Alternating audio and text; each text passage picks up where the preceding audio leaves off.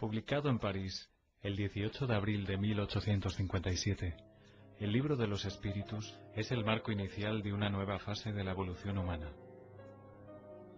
El espiritismo se basa en la solidez de este libro, en la credibilidad y sabiduría de sus fuentes espirituales, en la pureza de su moral evangélica, en los medios de la transmisión mediúmnica y en la coherencia de sus revelaciones. La característica esencial de cualquier revelación tiene que ser la verdad, revelar un secreto y hacer conocido un hecho. Si es falso, ya no es un hecho, y por lo tanto no existe revelación.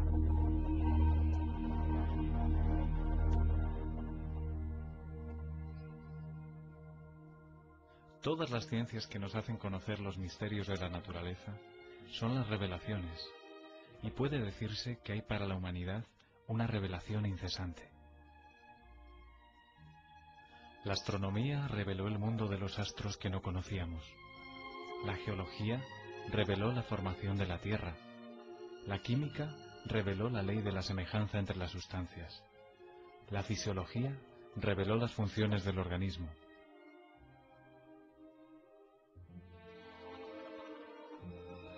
Copérnico, Newton, Galileo, Laplace y Lavoisier fueron reveladores. El espiritismo nos hace conocer el mundo espiritual y por consiguiente nuestro destino después de la muerte. Es una verdadera revelación en el significado científico de la palabra. La revelación espírita es de origen divina e iniciativa de los espíritus, siendo su elaboración resultado del trabajo humano.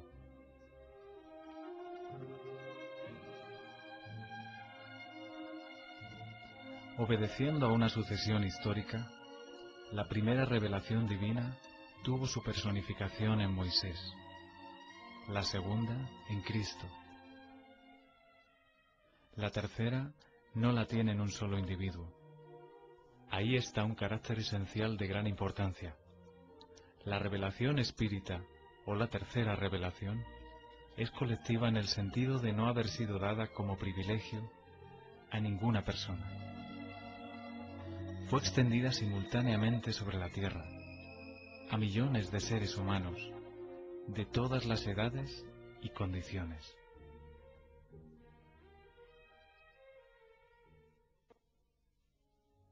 Las revelaciones de Moisés y de Cristo, siendo resultado de la enseñanza personal, aparecieron en un solo punto, alrededor del cual la idea se extendió poco a poco, pero fueron necesarios muchos siglos para que ellos alcanzaran los confines del mundo, sin haberlo cubierto enteramente.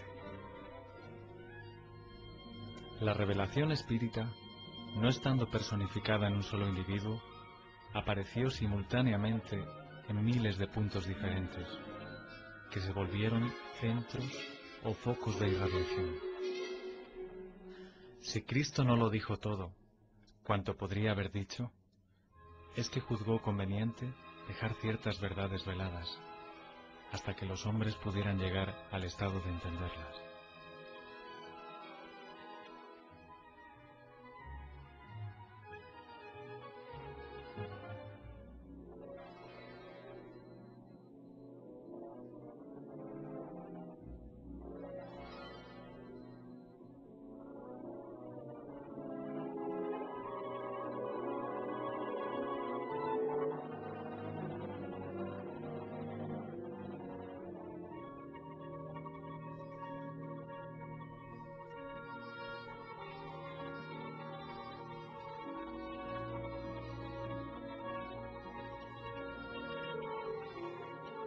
Pero ¿quién toma la libertad de interpretar las escrituras sagradas? ¿Quién tiene ese derecho?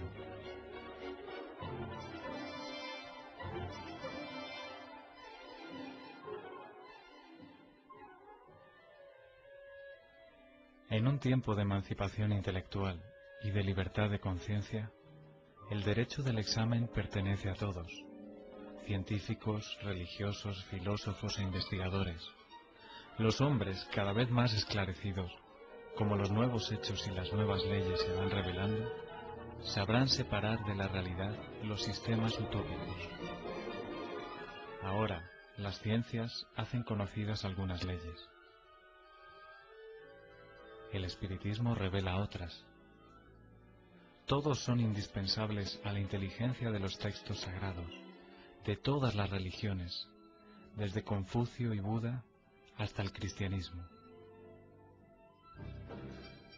Un último carácter de la revelación espírita es que, apoyándose en los hechos, tiene que ser, y no puede dejar de ser, esencialmente progresiva, como todas las ciencias de observación. Caminando a la par con el progreso, el espiritismo nunca se excederá. Si una nueva verdad se revela, él la aceptará.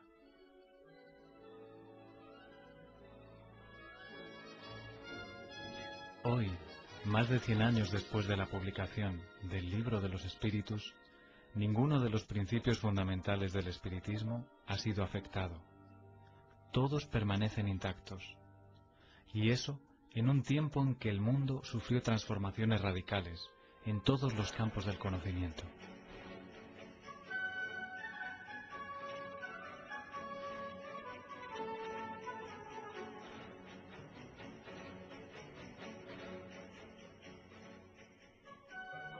Lo que se puede observar es que el desarrollo de la ciencia se procesa exactamente en la dirección de los principios espíritas. El más reciente ejemplo está en los periódicos. Después del átomo y de todas sus subdivisiones, los científicos acaban de dar un paso más en el estudio del microcosmos ahora, con el anuncio oficial del descubrimiento del top quark, la partícula más fundamental de la materia.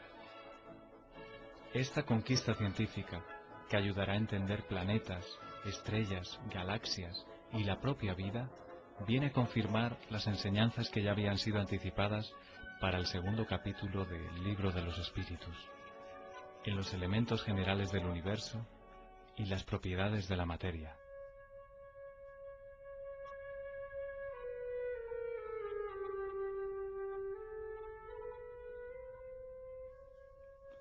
Además del Libro de los Espíritus, otras obras básicas componen la codificación espiritista. El Libro de los Médiums, el Evangelio según el Espiritismo,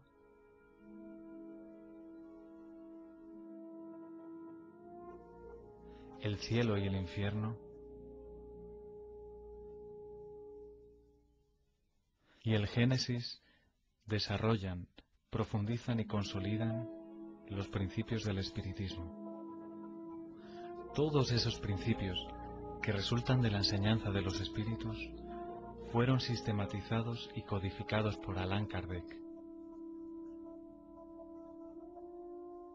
Hippolyte Léon de Nizar-Rivail, que después vendría a adoptar el seudónimo de Allan Kardec, nació en la ciudad de Lyon, en Francia, el día 3 de octubre de 1804. Con la edad de 10 años, sus padres lo mandaron para estudiar en Yverdon, en Suiza, en uno de los institutos de enseñanza más famosos y respetados de Europa. Fundado por el educador suizo Johann Heinrich Pestalozzi, el instituto era una especie de escuela modelo, admirada por la aristocracia.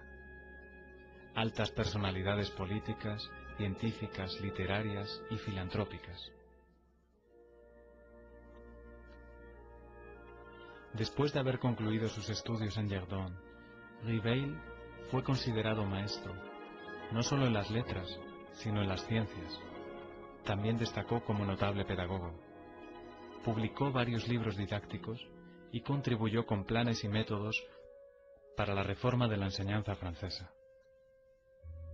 Esta larga experiencia pedagógica facultó al profesor Rivail para otra tarea, la codificación del espiritismo. A los 65 años, víctima de un aneurisma, Allan Kardec murió mientras trabajaba.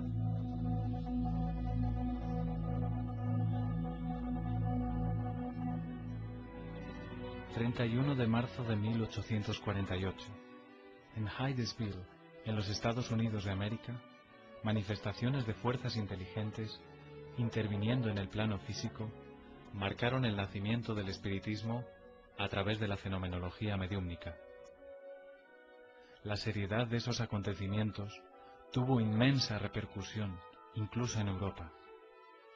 Los fenómenos ocurrieron en una choza humilde, residencia de la familia Fox, seguidores de la Iglesia Metodista. En el primer diálogo registrado entre las hermanas Fox y el espíritu de un vendedor ambulante de nombre Charles Rosma, se usaron letras del alfabeto para la formación de palabras, mediante convención de que a cada letra correspondería un determinado número de batidas. Estaba, por lo tanto, descubierto el proceso adoptado para las comunicaciones entre los dos mundos.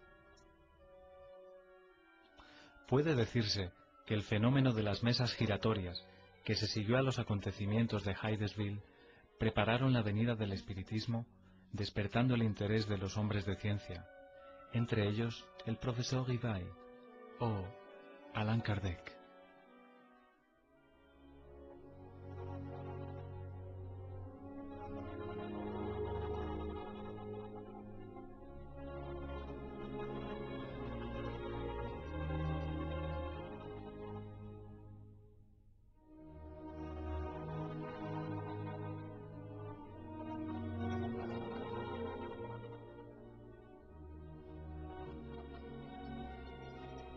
Fue en 1854 que por primera vez yo oí hablar de mesas giratorias.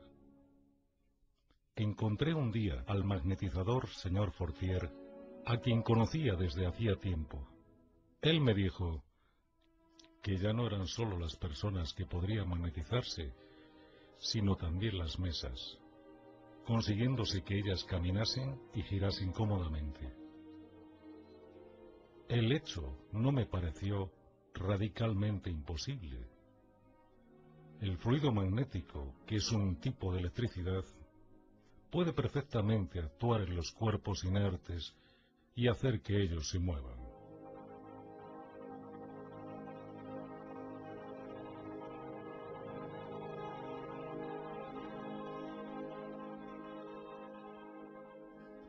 Algún tiempo después, me encontré otra vez con el señor Fortier, que me dijo tener un hecho mucho más extraordinario.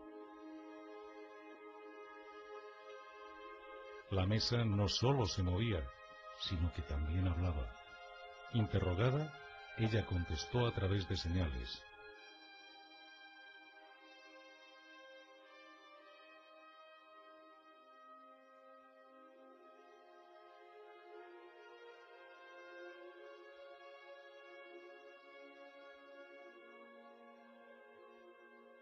Yo estaba, pues, delante de un hecho inexplicado, aparentemente contrario a las leyes de la naturaleza, y que mi razón rechazaba.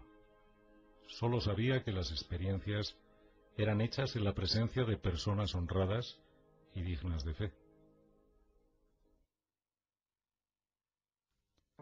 El año siguiente, el señor Carlotti, amigo de 25 años, me habló sobre los mismos fenómenos con entusiasmo.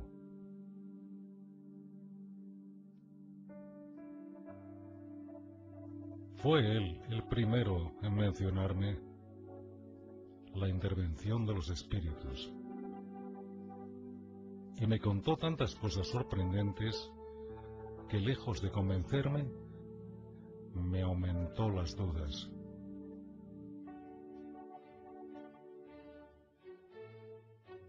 Algún tiempo más tarde, fui invitado a asistir a las experiencias que tuvieron lugar en la casa de la señora Plain Mason. Acepté inmediatamente.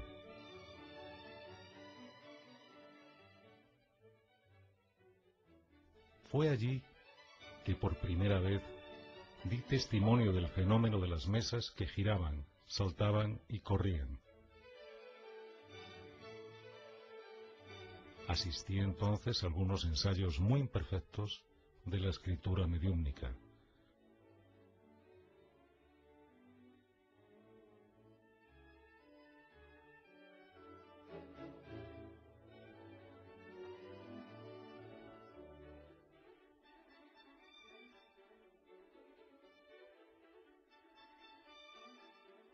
Sin ninguna duda, había un hecho allí, que necesariamente transcurría de una causa.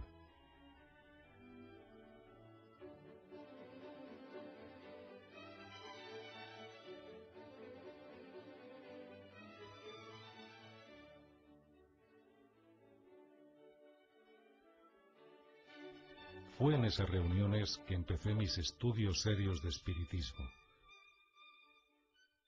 No sólo a través de las revelaciones, sino de las observaciones.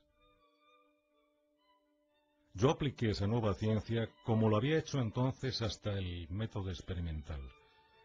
Nunca elaboré teorías preconcebidas. Observaba cuidadosamente, comparaba, deduciendo las consecuencias. De los efectos, intentaba remontar a las causas por deducción y por la unión lógica de los hechos.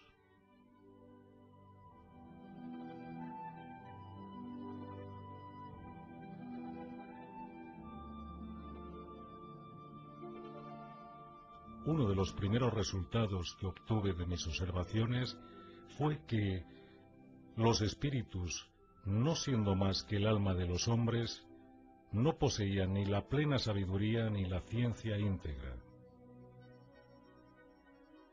El conocimiento de que disponían estaba relacionado al grado de progreso que habían alcanzado. La opinión de ellos sólo tenía el valor de una opinión personal. Esta comprobación me preservó de creer en la infalibilidad de los espíritus y me impidió formular teorías prematuras, basándome en lo que había sido dicho por algunos de ellos.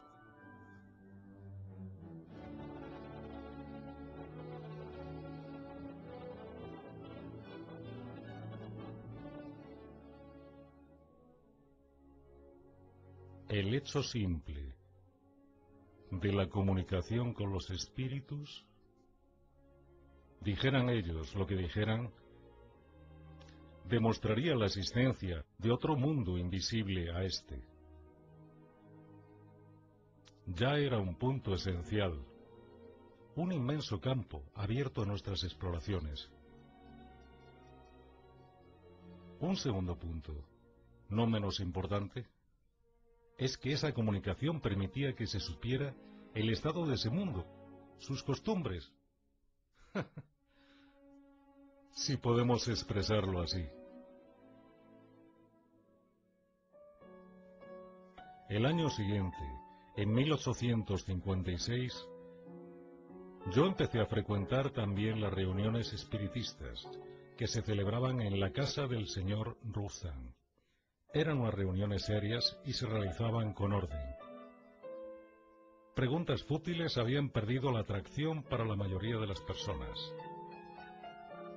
En cuanto a mí, iba obteniendo la resolución de los problemas que me interesaban, desde el punto de vista de la filosofía, de la psicología y de la naturaleza del mundo invisible.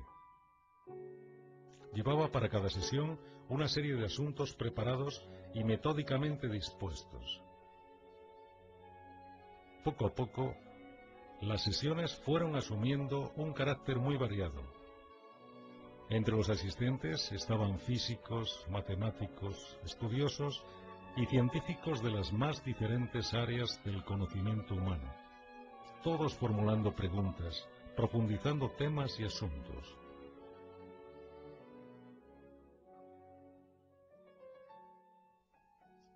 Más tarde, cuando yo vi que aquello era constituido por un todo y ganaba las proporciones de una doctrina, tuve la idea de publicar las enseñanzas recibidas.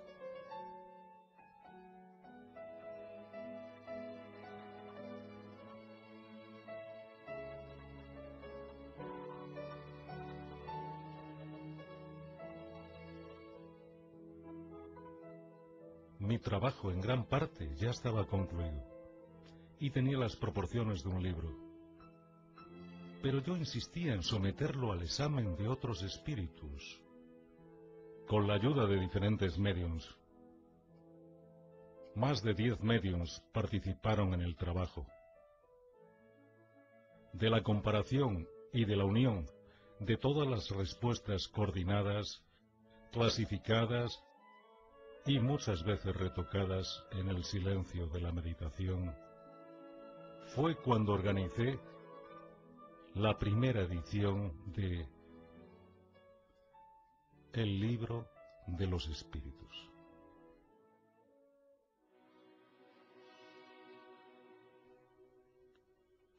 El Libro de los Espíritus fue elaborado a través del diálogo, una de las maneras más libres y ricas de la tradición filosófica. Hegel definió la estructura del diálogo en la teoría, antítesis y conclusión. Marx y Engels dieron al diálogo el sentido materialista y revolucionario.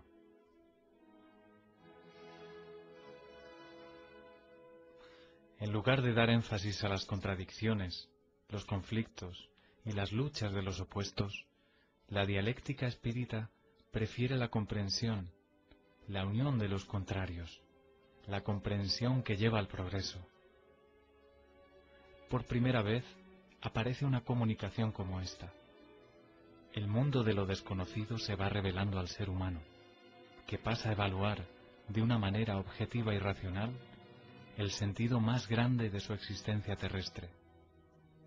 La importancia de la ejecución de las responsabilidades supuestas, el propósito del aprendizaje individual, del general, para la mejora de todos y de cada uno, sin excepción.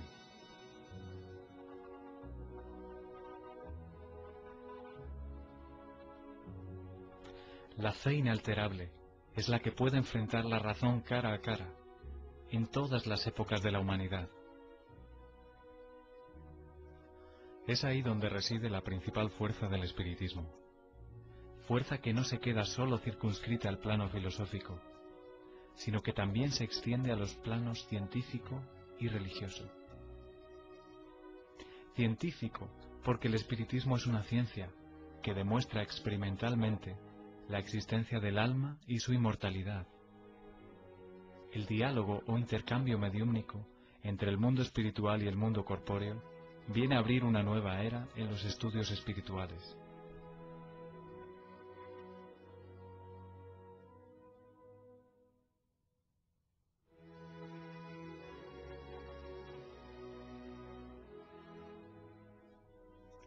Antes de ese tipo de comunicación, el conocimiento humano era dividido radicalmente entre los misterios divinos y la experiencia terrestre.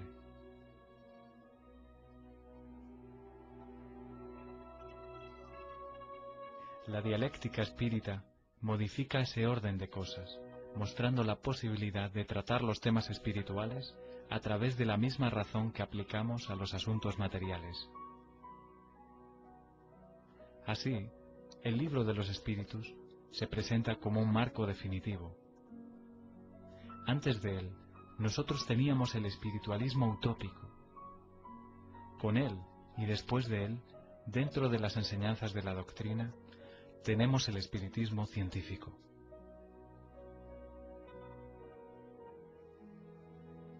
No existe lo sobrenatural, excepto para el desconocimiento humano de las leyes naturales.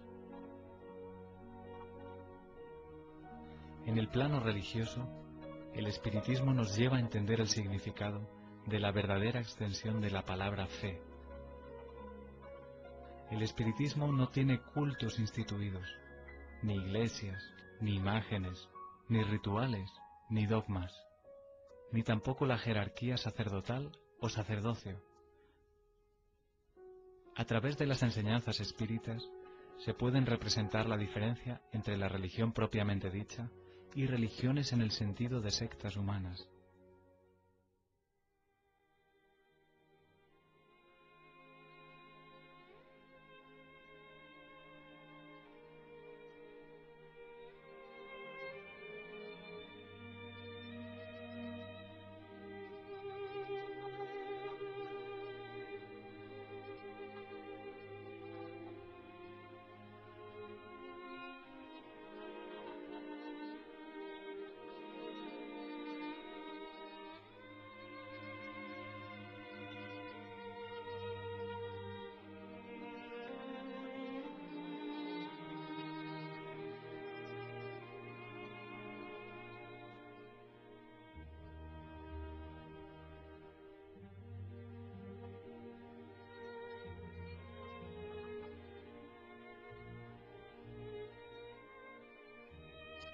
En vez del culto, tenemos la oración, que es el más hermoso de los diálogos, el más íntimo, el más simple y al mismo tiempo el más sublime.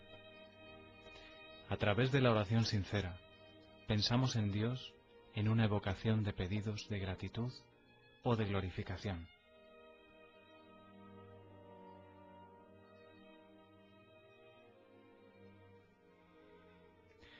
La historia de la idea de Dios nos muestra que ella siempre ha sido relativa al grado de intelectualidad de los pueblos y de sus legisladores.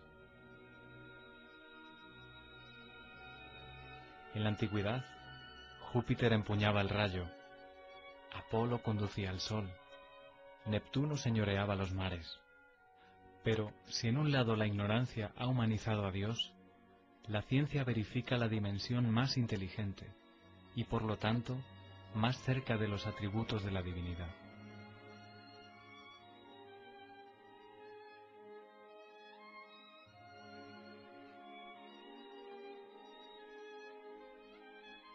Racionalmente, no es posible admitir un efecto sin causa. Mirando el inmenso universo, el orden y armonía, al que obedece la marcha de los mundos innumerables, todavía mirando a los seres de la naturaleza, el reino vegetal y los minerales, con sus variedades asombrosas,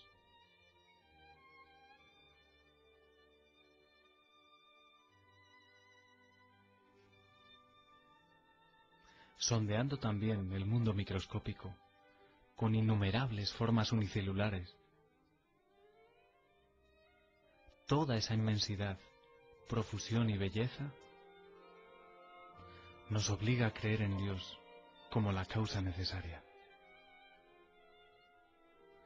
El feto no puede conocer la dimensión de quién le dará la luz, del mismo modo que el hombre es incapaz de notar a Dios en su divina esencia. Incluso después de la muerte, disponiendo de facultades perceptivas, menos materiales, no puede todavía el espíritu imperfecto notar totalmente la naturaleza divina. Como el recién nacido, necesitará crecer y desarrollarse, para poco a poco adquirir la comprensión.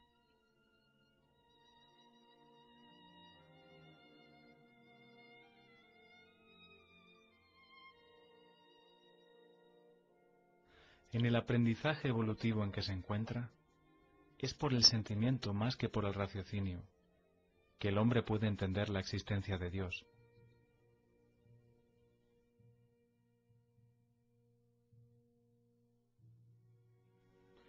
Allan Kardec puso enseguida, al principio del Libro de los Espíritus, un capítulo que trata exclusivamente de Dios.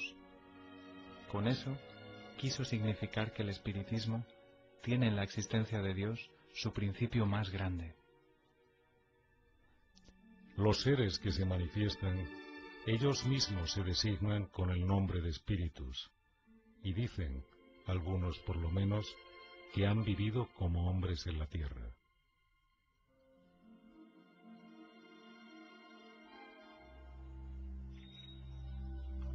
Las principales enseñanzas que ellos nos transmitieron. Dios es eterno, inmaterial, inalterable, único. Es todopoderoso, soberanamente justo y bueno.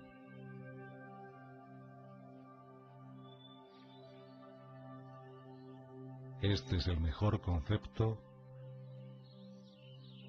que nuestra limitada inteligencia puede hacer de aquel que creó el universo. El universo entiende a todos los seres vivos e inanimados, materiales e inmateriales. Los seres materiales constituyen el mundo visible o corpóreo, y los seres inmateriales, el mundo invisible o espiritual.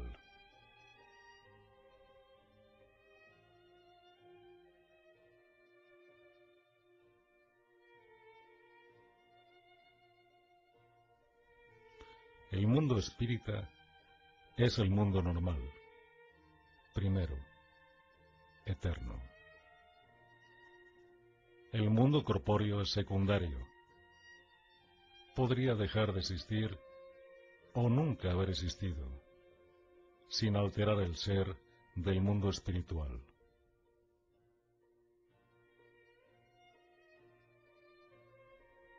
Los espíritus revisten temporalmente un envoltorio material, perecedero, y su suspensión por la muerte los devuelve a la libertad. Entre las diferentes especies de seres corpóreos, Dios escogió la especie humana para la encarnación de los espíritus, que llegaron a un determinado grado de desarrollo.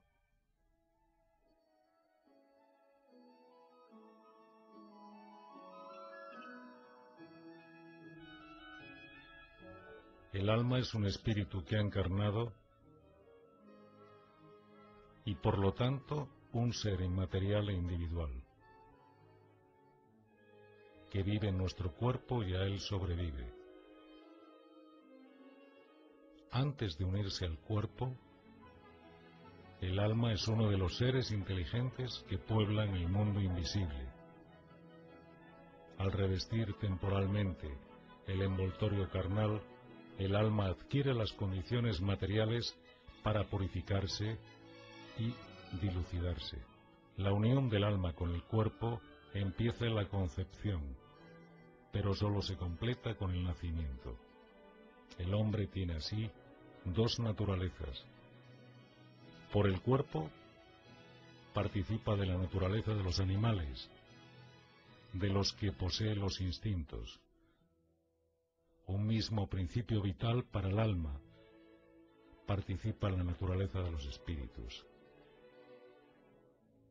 El perispíritu es una especie de lazo semimaterial que une cuerpo y espíritu. Es necesario que sea así para que los dos puedan comunicarse uno con el otro. La muerte es la destrucción de la parte más grosera. El espíritu conserva el cuerpo etéreo, invisible para nosotros en su estado normal, pero que él puede volverse eventualmente visible y hasta tangible, como se puede ver en los fenómenos de apariciones y materializaciones. El espíritu no es, por lo tanto, un ser abstracto que solo el pensamiento puede concebir. Es un ser real y definido. Las diferentes encarnaciones o las existencias corpóreas del espíritu son siempre progresivas y jamás regresivas, pero la velocidad de su progreso depende de los esfuerzos que él haga para llegar a la perfección. La vida terrestre sería una especie de escuela en que los estudiantes, aunque nunca retrocedan al año de estudio anterior, son obligados a repetir de año hasta que entiendan lo que se les enseñó.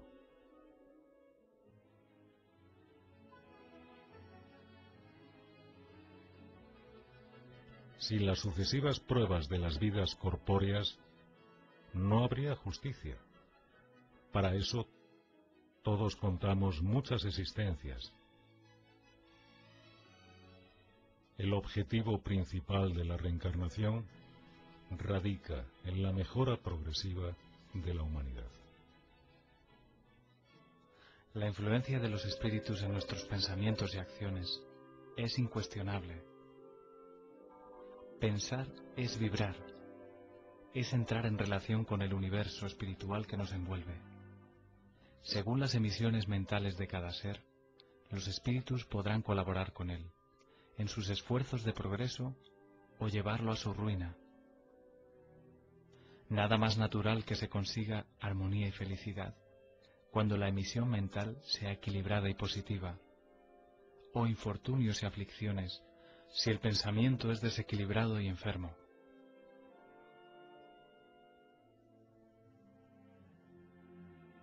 La fuerza y el trabajo de la mente están en la base de todas las transformaciones personales y la colectividad de la humanidad, porque nosotros, individuos y pueblos, realmente desarrollamos en profunda comunión telepática con todos esos espíritus encarnados o desencarnados que se afinan con nosotros.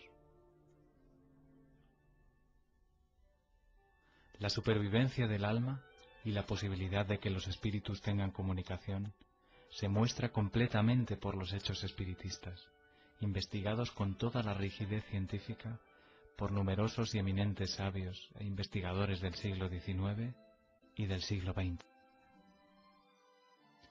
La visión mosca de evocar a los muertos ya no se justifica en nuestros días.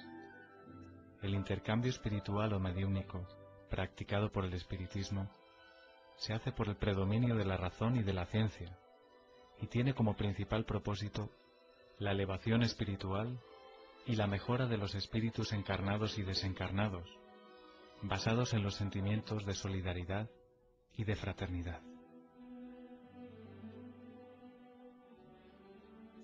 Así, la práctica mediúmnica, bien orientada, es un factor de progreso humano para los beneficios que produce, tanto en el mundo invisible como en el mundo material. Rechazar las comunicaciones de los espíritus es rechazar el medio más poderoso de instruir para la iniciación en el conocimiento de la vida futura. Todo aquel que siente en cualquier grado la influencia de los espíritus es, para ese hecho, un médium. Esa facultad es inherente al ser humano. No constituye, por lo tanto, un privilegio exclusivo. Nosotros atraemos a los espíritus que se afinan con nosotros, tanto como somos por ellos atraídos. Cuando se desarrolla el don mediúmnico, que gratuitamente recibimos de Dios, debe ser utilizado gratuitamente. El médium de elevados principios morales, que encuentra en la existencia evangélica su conducta de vida, cumple el ejercicio de la mediumnidad con el trabajo y la paciencia, y a él se dedica exclusivamente por amor. Normalmente, los médiums tienen aptitud especial para diferentes fenómenos. Los tipos de mediumnidad son tan variados como son los tipos de manifestaciones. La escritura automática es el más simple y el más completo medio de comunicación. Es por este medio que los espíritus revelan mejor su naturaleza y el grado de su adelanto o de su inferioridad. Los espíritus evolucionados nos enseñan que el ser humano que se libra de la materia, por no priorizar las trivialidades mundanas y por cultivar el amor al prójimo, se acerca a la naturaleza espiritual. La moral de los espíritus superiores se resume, como la de Cristo, en esta máxima evangélica: hacer a los otros lo que quisiéramos que ellos nos hicieran, es decir, hacer el bien y no el mal. En este principio encontramos una regla universal de conducta, incluso para nuestras acciones más pequeñas. Cada uno de nosotros debe hacerse útil según las facultades y los medios que Dios nos puso en las manos para realizarnos. Ellos nos enseñan también que no hay faltas o errores irreparables. El ser humano encuentra la manera necesaria en las diferentes existencias para avanzar según su deseo y sus esfuerzos hacia la perfección, que es su objetivo final.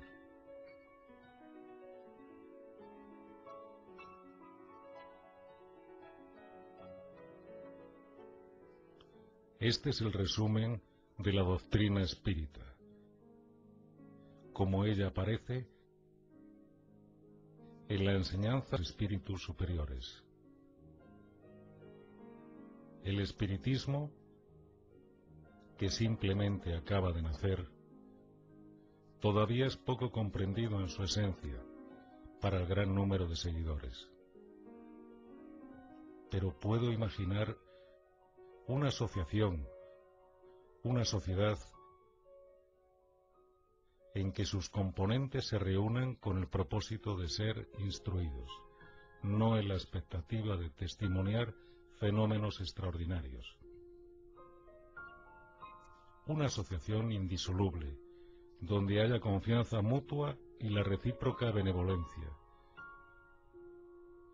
Una asociación que excluya el constreñimiento, eso nace de la susceptibilidad, del orgullo que se irrita en la contradicción más pequeña, y del egoísmo que sólo está interesado en sí mismo. Esos grupos, correspondiéndose entre sí, visitándose, intercambiando observaciones, pueden enseguida formar el núcleo básico que un día reunirá todas las opiniones, uniendo a los hombres en el mismo sentimiento de amor y de fraternidad cristiana.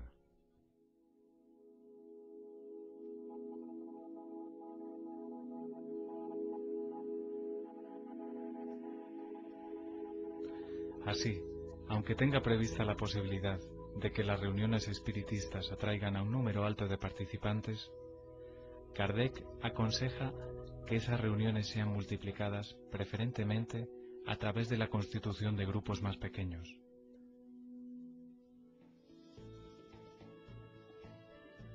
Difundidos por todo el mundo, los centros espíritas se constituyen como escuelas benditas. Son los centros del estudio, de fraternidad, de oración y de trabajo. Por el volumen de trabajos que realizan, se han vuelto también verdaderas instituciones sociales y asistenciales, que siempre tienen presente el espíritu del núcleo básico del que nos habla Kardec. Núcleo de amor, donde la mejora individual es la prioridad, porque lleva naturalmente a la mejora del grupo social y de la humanidad.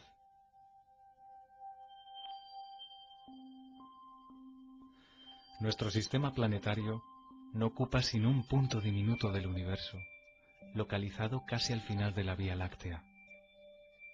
Una galaxia donde hay aproximadamente 40.000 millones de estrellas, algunas tan grandes que una sola ocupa el mismo espacio al ocupado por nuestro Sol y casi todos los planetas en su órbita.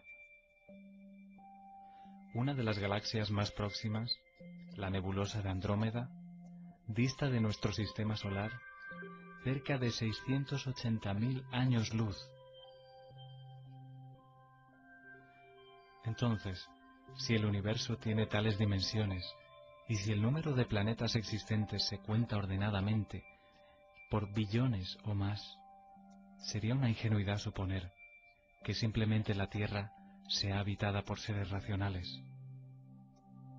Según el espiritismo, en los mundos que gravitan en el espacio infinito, otras humanidades en varios grados de progreso encuentran vivienda apropiada y adecuada a su progreso.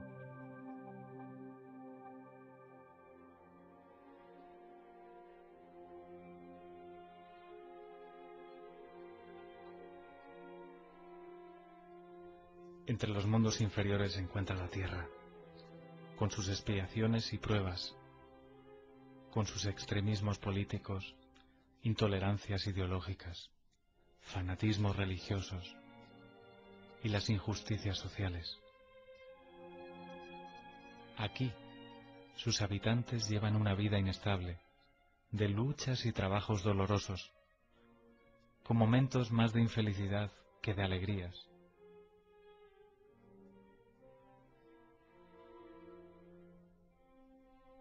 El tiempo actual es de transición, tiempo en que conviven los espíritus de varios niveles de progreso.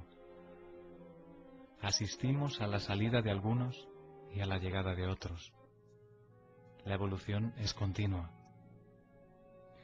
En cada niño que vaya a nacer, en lugar de un espíritu atrasado e inclinado al mal, que en otro tiempo encarnaría, vendrá un espíritu más adelantado y propenso al bien.